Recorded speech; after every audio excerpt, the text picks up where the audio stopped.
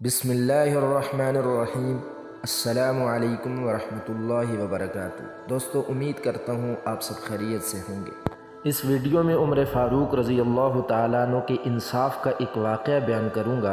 دوستو، غسان کا ایک بادشاہ مسلمان ہو کر کے مدینہ میں آیا اور ایک دفعہ نفلی طواف کر رہا تھا۔ اس نے ایک لمبا جبہ پہنا ہوا تھا۔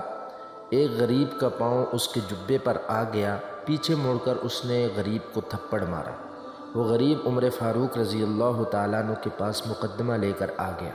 عمر فاروق رضی اللہ تعالیٰ عنہ نے اس بادشاہ کو بلایا اور کہا کہ رات کو غریب کو منا لو، اس سے معافی مانگ لو، ورنہ خانہ کعبہ میں اسی جگہ پر کل کو تجھے وہ غریب تھپڑ مارے گا اور وہ تھپڑ تجھے کھانا پڑے گا۔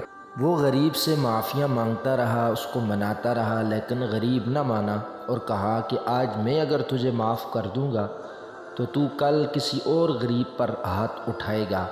معاف نہیں کیا۔ عمر فاروق رضی اللہ تعالیٰ عنہ کے پاس وہ بادشاہ آیا اور کہا کہ غریب تو نہیں مانتا۔ تو عمر فاروق نے فرمایا کہ اب تیار ہو جاؤ تھپڑ کھانے کے لیے۔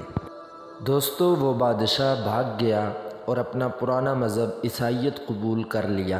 لوگوں نے کہا کہ اتنا قیمتی انسان عمر فاروق نے ضائع کر لیا۔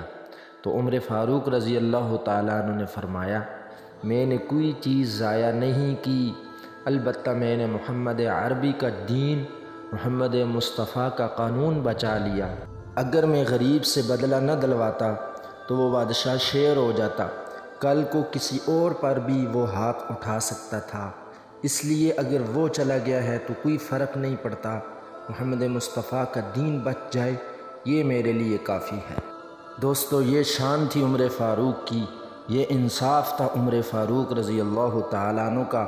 اللہ سے دعا ہے کہ اللہ ہمیں بھی ان صحابہ کے نقش قدم پر چلنے کی توفیق عطا فرمائے۔